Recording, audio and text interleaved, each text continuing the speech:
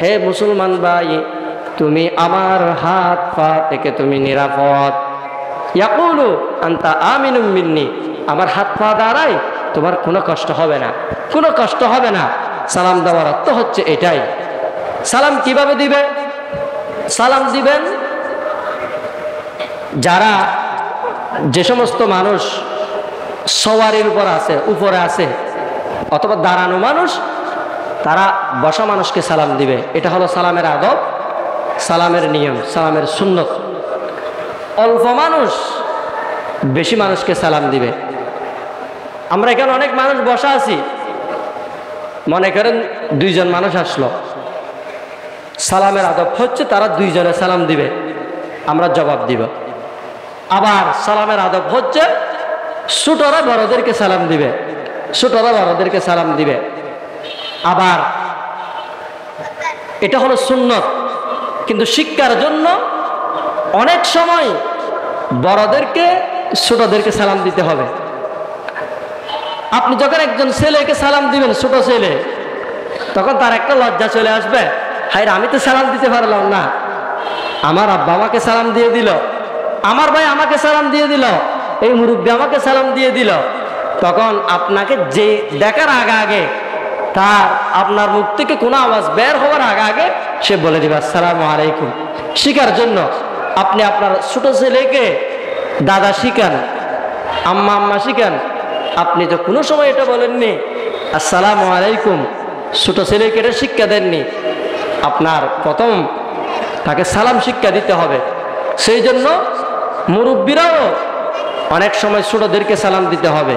এর একটা বড় প্রমাণ কি দেখেন, রাসূলুল্লাহ সাল্লাল্লাহু আলাইহি ওয়াসাল্লাম যখন মেরাজের মধ্যে গেলেন, আল্লাহ বড় না রসুল বড়? বলেন তো। আল্লাহ বড়, আল্লাহ বড়। আল্লাহ পাক রব্বুল আলামিন নবীকে বললেন, হে নবী, আমার জন্য কি নিয়ে আসছ? আল্লাহ রসুল বললেন, আত্তাহিয়াতু লিল্লাহি ওয়াস সালাওয়াতু ওয়াত তাইয়্যিবাতু। এরপর আল্লাহ পাক রব্বুল আলামিন আল্লাহর নবীকে বলেন, আসসালামু আলাইকা আইয়ুহান নবী। এটা আমরা জানি না তাশাহুদ, আত্তাহিয়াতু লিল্লাহি ওয়াস সালাওয়াতু ওয়াত তাইয়্যিবাতু আসসালামু আলাইকা আইয়ুহান নবী। আল্লাহ পাক বলেন, হে নবী, আপনার উপর শান্তি বর্ষিত হোক। আল্লাহ পাক যদি নবীকে সালাম দিতে পারে, আল্লাহ সবার চেয়ে বড়। আমরা মা হয়ে, বাপ হয়ে কেন ছেলেকে সালাম দিতে পারবো না? উস্তাদ হয়ে কেন ছাত্রকে সালাম দিতে পারবো না? এটাই হচ্ছে তাদেরকে শিক্ষা দেওয়া। শিক্ষার জন্য বলতে হবে। আর সালাম মানে তো দোয়া, সালাম মানে দোয়া, আপনার উপর শান্তি বর্ষিত হোক। প্রত্যেক মা বাবা চায় তার সন্তান সুস্থ থাকুক, এটা প্রত্যেক মা বাবা চায়। তাহলে চাই যখন, তখন তাতে বেশি বেশি সালাম দিতে হবে ছেলেকে, যাহাতে আল্লাহ পাক তাকে সুস্থ রাখে। সালামের অর্থ হচ্ছে দোয়া করা, সালামের অর্থ হচ্ছে দোয়া করা। আল্লাহর রসুল একদিন বসা আছে, এমন সময় একজন সাহাবী আল্লাহর রসুলের পাশ দিয়ে অতিক্রম করলেন। ওই সাহাবী আল্লাহর রসুলকে সালাম দিলেন, আসসালামু আলাইকুম। আল্লাহর রসুল বলেন, ও আমার সাহাবী, যিনি আমাকে এখন সালাম দিলেন, লাকা আশারা, আল্লাহ পাক রব্বুল আলামিন ওই বান্দাকে 10টি নেকি দান করবে, সুবহানাল্লাহ, তার উপর 10টি রহমত। আবার আল্লাহর রসুল বসা, এমন সময় আরেকজন সাহাবী রসুলের পাশে দিয়ে যাচ্ছিলেন।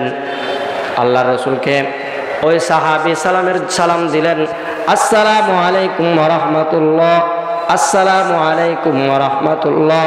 আল্লাহর রসুল বলেন, লাকা ইশরিনা, যেই বান্দা সালামের মধ্যে ওয়া রাহমাতুল্লাহ বাড়াইলেন, আল্লাহ পাক রব্বুল আলামিন ওই বান্দাকে 20টি রহমত দান করবেন, সুবহানাল্লাহ।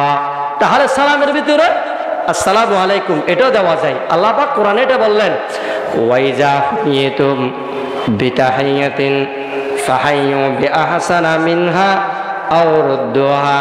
আল্লাহ পাক রব্বুল আলামিন বলেন, যখন কেউ সালাম দেয়, তোমরা ওই সালামের জবাব দিবে। জবাব দিবে কেমন জবাব?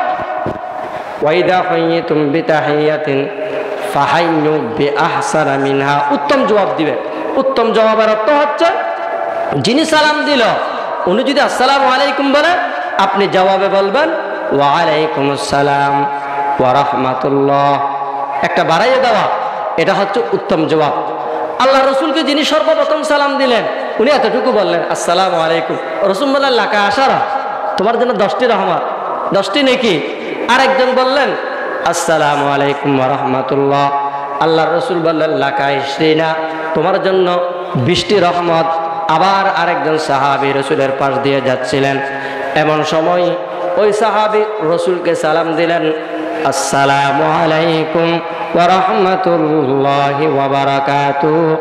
আল্লাহ পাক বলেন লাকা সালাসুনা, যেই বান্দা এভাবে সালাম দিল আসসালামু আলাইকুম ওয়া রাহমাতুল্লাহি ওয়া বারাকাতুহু, যিনি ওই শব্দ সহ বাড়াইলেন, আল্লাহ পাক তাকে 30 নেকি দান করবে। সুবহানাল্লাহ, সুবহানাল্লাহ। তাকে আল্লাহ পাক 30 নেকি দান করবেন। সেই জন্য সালাম আসসালামু আলাইকুম এভাবেও দেওয়া যায়, আসসালামু আলাইকুম ওয়া রাহমাতুল্লাহ এভাবেও দেওয়া যায়, আসসালামু আলাইকুম ওয়া রাহমাতুল্লাহি ওয়া বারাকাতুহু। তবে নিয়ম হচ্ছে, যিনি আপনাকে আসসালামু আলাইকুম বললেন, আপনি তাকে বলবেন ওয়া আলাইকুমুস সালাম ওয়া রাহমাতুল্লাহ, একটু বাড়াইয়ে দেওয়া। আবার যিনি আপনাকে বললেন আসসালামু আলাইকুম ওয়া রাহমাতুল্লাহ, আপনি জবাব বললেন ওয়া আলাইকুমুস সালাম ওয়া রাহমাতুল্লাহি ওয়া বারাকাতুহু, এতটুকু। এর চেয়ে আর বাড়ানো সুন্নত নয়। হ্যাঁ, কেউ যদি বাড়াই, এটা দোয়া হিসেবে বাড়াইতে পারবে, সুন্নত হিসাবে নয়। সালাম এতটুকু বাড়ানো যায়, আসসালামু আলাইকুম ওয়া রাহমাতুল্লাহি ওয়া বারাকাতুহু, এতটুকু বাড়ানো যায়। এরপরে যদি কেউ বাড়ায় আসসালামু আলাইকুম ওয়া রাহমাতুল্লাহি ওয়া বারাকাতুহু ওয়া মাগফিরাতুহু ওয়া রাহমাতুহু ওয়া ওয়াসিআতুহু, বা সব কিছু হয়ে দিয়ে নি, সব কিছু বলে দিলাম, কিন্তু এটা সালামের জবাব হিসেবে সুন্নত নয়, এটা হচ্ছে দোয়া হিসেবে ধরতে যায়, দোয়া হিসেবে ধরা যাবে। আল্লাহ রসুল্লাহ সাল্লাল্লাহু আলাইহি ওয়াসাল্লাম সাহাবীদেরকে শিক্ষা দিলেন সালামের ভিতরে একটা শব্দ বাড়াইয়ে দেওয়া, এটা হলো উত্তম জবাব। আর হাদিস শরীফের মধ্যে আছে, রসুল্লাহ সাল্লাল্লাহু আলাইহি ওয়াসাল্লাম বলেন ক্বালা রাসূলুল্লাহ সাল্লাল্লাহু আলাইহি ওয়াসাল্লাম লা তাদখুলুনাল জান্নাতা হাত্তা তুমিনু, তোমরা ইমানদার হওয়া পর্যন্ত জান্নাতে যেতে পারবে না। ওয়ালা তুমিনু হাত্তা তাহাব্বু, অতক্ষণ পর্যন্ত তোমরা ইমানদার হতে পারবে না যতক্ষণ একে অপরকে মহব্বত না করবে। একে অপরকে মহব্বত না করলে তোমরা ইমানদার হতে পারবে না। এরপর আল্লাহ রসুল সাহাবীদেরকে বললেন, হে আমার সাহাবী, আওয়ালা আদুল্লুকুম আলা শাইইন ইযা ফাআলতুমুহু তাহাবাবতুম, আমি কি তোমাদেরকে এমন জিনিস বলবো সেই জিনিসের দ্বারাই পরস্পর মহব্বত হয়? তখন সাহাবীরা বললেন, ইয়া রাসূলুল্লাহ বলেন। তখন আল্লাহ রসুল বললেন, আফসুস সালামা, তোমরা বেশি বেশি সালাম দাও। আজানের সময় হয়েছে। আল্লাহ পাক রব্বুল আলামিন সালাম সম্পর্কে যে কথা বললাম, আমি এবং আপনাদেরকে সকলকে আমল করার তৌফিক দান করুক। ওয়া আখিরু দাওয়ানা আলহামদুলিল্লাহি রাব্বিল আলামিন।